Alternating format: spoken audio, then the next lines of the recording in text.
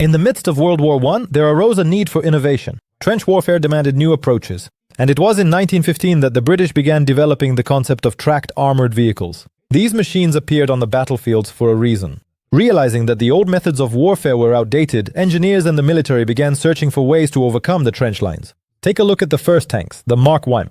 They were about 26 feet long, weighed nearly 28 tons, and had armor ranging from just over a quarter of an inch to almost half an inch thick. The uniqueness of these machines lay not only in their size and armament, which included machine guns and cannons, but also in their name. To maintain secrecy around the projects, the military called them tanks, which originally meant a water reservoir. We should also not forget about the unique ideas that emerged before the war. For example, in 1915, Russian engineer Alexander developed a design for a light-tracked vehicle called the Zvezdokhod, all-terrain vehicle. Although the revolution and political changes prevented the project from reaching mass production, this contribution demonstrates that the idea of creating technology capable of changing the course of war was present in the minds of many in the engineering community. This discovery reveals a great hunger for innovation, which led to the creation of new, even more remarkable engineering solutions. Very soon, we will encounter a story about predecessors who will surprise even the most skeptical. When talking about early tank designs, it is impossible not to mention Leonardo da Vinci. As early as the 15th century, he was developing a device resembling a mechanical chariot. His drawings depicted a polygonal, turtle-like hull armored with durable materials. In this design, Leonardo included a crew of 8 people and provided for 16 light cannons positioned around the perimeter. This made it possible to fire in different directions. Leonardo believed that movement would be provided by the crew's muscle power, turning handles that transmitted rotation to the wheels. The attempt to use horses for movement was rejected by the master himself due to the possibility of the animals panicking. In addition, the model contained a design flaw. The wheels on both sides rotated in opposite directions, making movement impossible. There is an opinion that this was a deliberate measure to prevent copying. Leonardo's manuscripts, kept in various collections from the Madrid codices to collections around the world, still inspire admiration for their genius. The unique idea of a cannon powered by steam and evaporating water instead of gunpowder highlights the master's bold experiments. Despite centuries of separation, Leonardo's concept found resonance in the 20th century, reminding us that the idea of armored machines has always fascinated humanity. In our next step, we will see how the efforts of the first engineers created what would soon become an integral part of battles around the world. World War I brought about radical changes in military tactics, paving the way for an entirely new type of machine, the tank. For the first time, they appeared on the battlefield in France at the Battle of the Somme in September 1916. Their debut, with 32 machines, was a real shock to the enemy. However, it was later that same month when tanks were used en masse. 49 machines were deployed, causing a truly panic-inducing effect. In the end, only 18 remained on the battlefield due to numerous mechanical failures. The first tanks were experimental and served not as powerful combat vehicles, but rather as trial prototypes. Each of them weighed about 28 tons and the armor ranged from a quarter to almost half an inch thick. They were equipped with machine guns and cannons, but their speed, only about 4 miles per hour, seriously hindered rapid attacks. The conditions for the crew left much to be desired, showing that the world was only just entering the era of armored vehicles. Thus, the use of armored vehicles gradually began to show that traditional cavalry was losing its relevance in modern warfare. Although their importance did not disappear immediately, tanks slowly began to replace mounted troops precisely because of their ability to break through fortified positions. The evolution of tanks continued rapidly. New models emerged from the first ones, such as the Mark II and Mark III, featuring improved half-inch armor and more powerful engines. These breakthroughs became pivotal in changing strategies, and by the end of the war, tanks had become a crucial part of the armed forces, capable of overcoming previously insurmountable lines. And who came up with such an innovative idea to bring this change to real combat operations? Our next hero is the perfect person to answer this question. Ernest Swinton, brick by brick, paved the way for the revolutionary idea of creating a tracked armored vehicle that could overcome enemy trenches and barbed wire obstacles. He proposed using the American Holt tractor in 1914, at a time when most people hadn't even considered such innovative solutions. It was Swinton who coined the term tank, which was initially used as a codename for the secret project. Swinton faced distrust and bureaucratic obstacles. The military viewed his ideas with skepticism, fearing lengthy development times. However, the persistent and determined Swinton continued to promote his concepts, coordinating work between the military and engineers. He played a key role in testing and adapting the equipment, actively participating in every stage of development. Nevertheless, the technical design of the tank itself was the achievement of engineers Sir William Tritton and Major Walter Wilson. It was their hands that created the first prototype, known as Little Willie. This prototype became the starting point on the path to creating the famous Mark I, which finally burst onto the battlefield, changing the course of military history. The development did not stop there. A significant contribution to the success of the first tanks was made by the technologies of the American company Holt, which provided the idea for the tracked mechanism. As soon as one project was brought to life, engineers were already thinking about the next technological breakthroughs. What innovations allowed tanks to exist not only as military machines, but also as symbols of a new era? We will look into the very heart of these engineering secrets. When creating the first tanks, engineers introduced innovations that marked the beginning of the era of armored vehicles. One of the key breakthroughs was the adaptation of tracks from agricultural tractors for military purposes. These tracks, much like those on agricultural machines, were able to cross trenches and mud where ordinary wheels were helpless. The first tank, the Mark I, was equipped with armor ranging from 5 to 12 millimeters, which at the time provided protection against rifle bullets and shrapnel. The male version was equipped with two 57mm cannons and 3 machine guns, while the female version was armed only with machine guns. This made it possible to adapt the vehicles for different purposes. Operating such giants required the efforts of an entire crew consisting of 8 to 10 people. The drivers jointly controlled the vehicle, ensuring its maneuverability, while the others were responsible for the weapons and technical aspects. This complex work required well-coordinated actions and a high level of training. Interestingly, Alexander Porokhovchikov's project with his all-terrain vehicle also included ambitious ideas such as a wheel-track propulsion system and a waterproof hull. However, his time came later, and it was the British who took the lead at the front. The first tank trials took place in February 1916.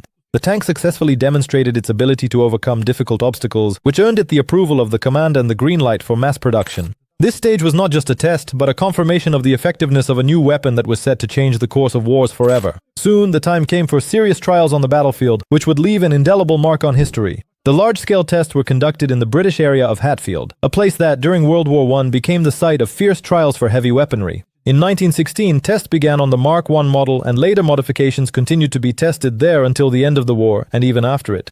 As soon as the Mark I tank was presented to the public, it became clear that this was only a small part of the necessary improvements. The main problems lay in the engine, which often stalled at the most critical moments. It seems that because of its mechanisms, mud and craters became one of the biggest challenges. The tank kept getting stuck in swampy terrain. Hatfield House became the place where not only the combat capabilities of tanks were tested, but also innovations were introduced. Under the patronage of Lord Salisbury and Robert Cecil, tests were conducted that changed the perception of combat vehicles. Here, engineers improved the armor protection, enhanced the engine, and found optimal solutions for the running gear, testing the vehicles on slopes and water obstacles. The success of future operations depended on every modification made and every malfunction eliminated. And these tests in Hatfield from 1917 to 1918 heralded a revolution in military technology, preparing the tank for large-scale use on the battlefield. With each passing day, it became an increasingly formidable weapon of war, which later led to the improvement of military strategies. Ahead lay the first real battles, which would significantly influence the outcome of wars. The first British Mark tanks, which entered the battlefield in 1916, did not have the rotating turrets we are familiar with today. Their armament was mounted inside sponsons. This placement limited firing to 1.5 dimensions, but still provided a certain advantage in firing flexibility. Independent recoil systems for the guns existed only in the dreams of future engineers, since at the initial stage of tank development, firing on the move was simply impossible. The running gear of the first tanks was far from perfect. The monumental long tracks with rigid suspension became a kind of symbol of these machines. Balancing and independent suspension, which later made tanks maneuverable, were at that time only ideas that would be realized in the future. These early machines resembled iron giants, bravely overcoming mud and trenches under harsh mechanical conditions. The viewing slits of the first tanks were covered with armored shutters, providing the crew with minimal convenience for observing the battlefield. Armored glass in tanks was the result of much later developments, which appeared only after the end of the First World War. In combat conditions, the ventilation systems in tanks left much to be desired. Completely inadequate by modern standards, they barely managed to remove exhaust fumes and cool the crew inside the steel boxes where unbearable heat reigned. Only in the interwar years did engineering efforts lead to significant improvements in tank cooling and crew comfort. The very appearance was revolutionary in itself, but all the technical solutions of this period can be considered the beginning of a long evolutionary journey, where each subsequent step was an important milestone toward more advanced and effective combat vehicles. And although these unique early developments were not so refined, they became a springboard for future engineering breakthroughs that we will see in later battles.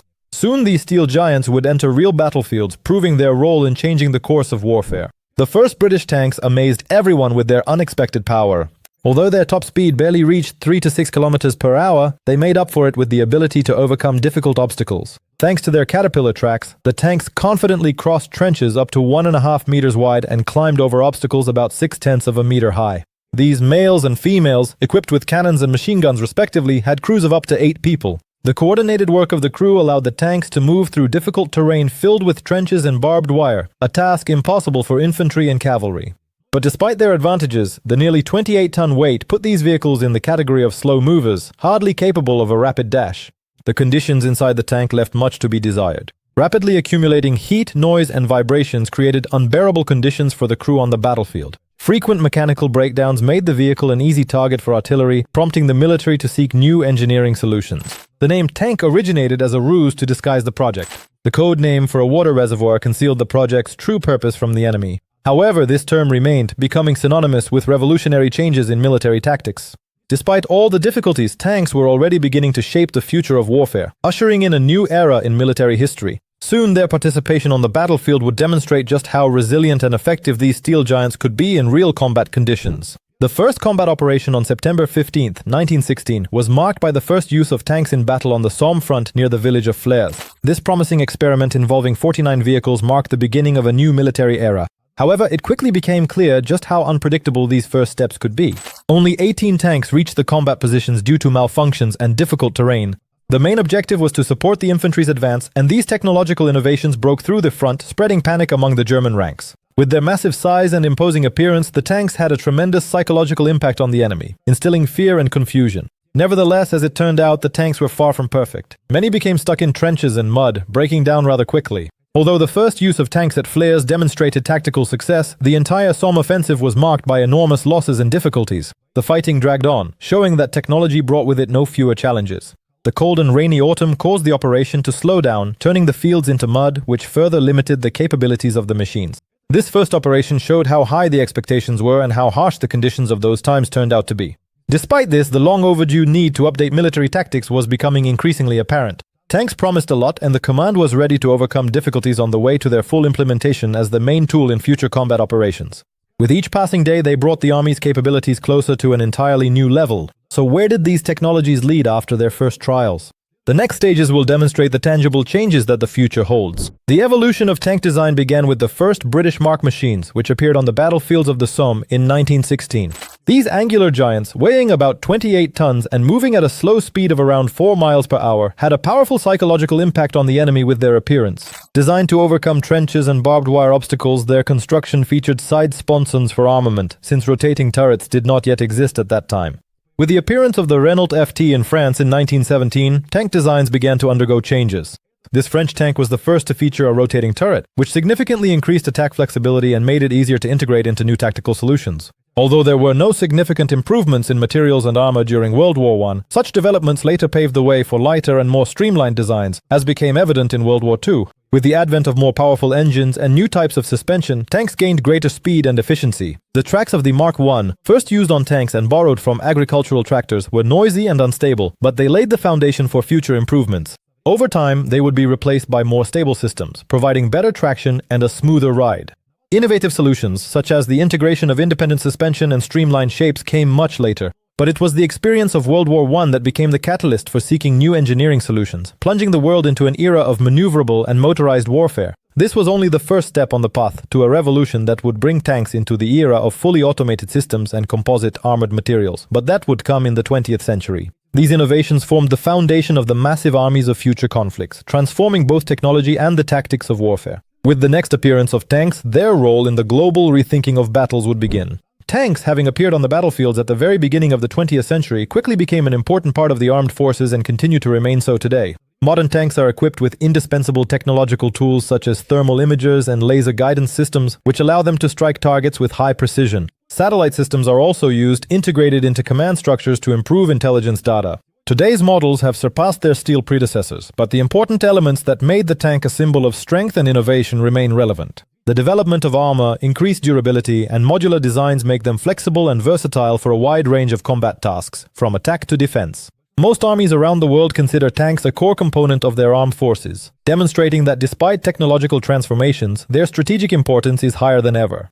The improvement of materials and control algorithms enables modern tanks to perform a variety of roles, adapting to battlefield conditions. They remain a symbol of engineering might, opening new horizons in military science, while preserving within their steel forms the spirit of ingenuity instilled by the first designers. Some armies are introducing more mobile, networked weapon systems, yet tanks continue to provide powerful fire support and protect their troops, reaffirming their undeniable significance on the battlefield. The harmony between the legacy of the past and the innovations of the future creates an unbreakable link in the history of tanks, predetermining their role in the next stage of the evolution of military technology.